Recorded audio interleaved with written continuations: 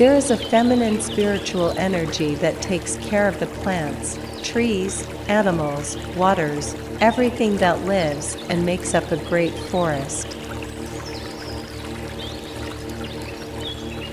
It is a type of energy invisible to agitated, confused, or clouded perceptions.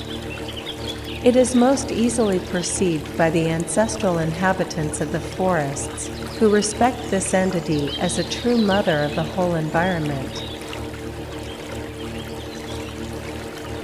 As much as we want to define the essence of this phenomenon, only in rare states of consciousness is the human being able to penetrate this kingdom of light.